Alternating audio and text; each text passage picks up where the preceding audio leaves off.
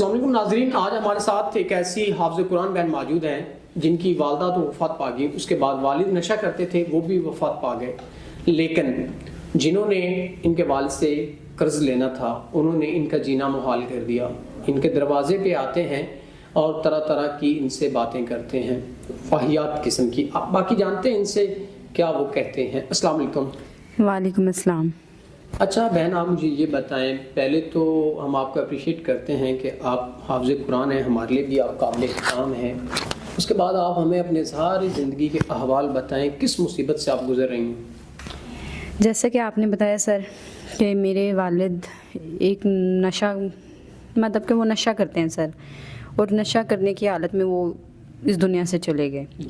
میری والدہ میں چھوٹی تھی تبھی وفات پا گئی تھی، اور میرے باپ نے مجھے پالا پوسا، جیسے بھی کر کے قرض لے کے جو بھی کر کے، وہ مجھے نہیں علم، کیونکہ میں گھر سے باہر نہیں نکلتی سر، اور آج ہی مجبوری مجھے باہر لے کے آئی ہے، کیونکہ جن سے میرے والد نے قرض لے کے مجھے پالا، جیسے کیسے بھی کر کے انہوں نے میری پرورش کی، اور جن سے قرض لیا مجھے کوئی علم نہیں تھا، اور میرے جب والد وفات پا گئے اس کے بعد وہ جو قرض جن سے لیا تھا وہ ہمارے گھر میں آ کے بدتمیزی کرتے تھے۔ گھر ہمارا اپنا ہے ذاتی، اور میں اسی گھر میں رہ رہی ہوں، اور وہ آ کے بدتمیزی کرتے تھے سر۔ کیا کہتے ہیں آپ کو؟ وہ کہتے ہیں کہ چاہے ہم سے نکاح کرو یا جیسے کیسے کر کے، اگر ہمارے پیسے نہیں دے سکتی نا تو ہمیں اپنا جسم دو، یہ کرو وہ کرو۔ اور سر میں نے کبھی گناہ نہیں کیا، اور مجھے یہ بات انتہائی بری لگتی ہے۔ ناظرین دیکھیں، ہمارے لوگوں کی کتنی ذہنیت گر چکی ہے، ہمارا معاشرہ کس حد تک گر چکا ہے اخلاقیات میں سے، کیونکہ ایک بہن مجبور ہو کر اپنی لائف کو سروائیو کر رہی ہے اپنے والدین کے مرنے کے بعد، اور اگر آپ نے قرض لینا ہے تو اس کا ایک پازیٹیو وے بنائیں، نہ کہ آپ جائیں اور ان سے کہیں کہ اپنا جسم بیچو، یہ بیچو۔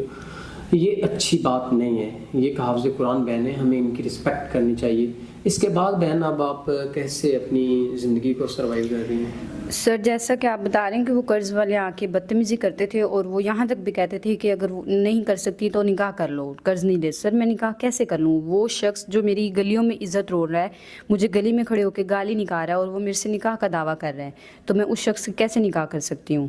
میں کبھی بھی نہیں ایسا کر سکتی، کیونکہ میں نے کبھی گناہ نہیں کیا، اور مجھے یہ گناہ سے میں ویسے بھی الحمدللہ حافظ قرآن، اور مجھے یہ انتہائی برا کام لگتا ہے۔ اور اگر کوئی اچھا انسان جو آپ کے تمام تر معاملات کو کلیئر کرتا ہے، اگر آپ سے وہ نکاح کا خواہش مند ہے، تو آپ کا کیا خیال ہے آپ اس کے بارے میں؟ میرا یہ خیال ہے کہ میں اگر کسی شخص سے نکاح کروں تو وہ میری طرح انتہائی نیک اور پرہیزگار ہونا چاہیے۔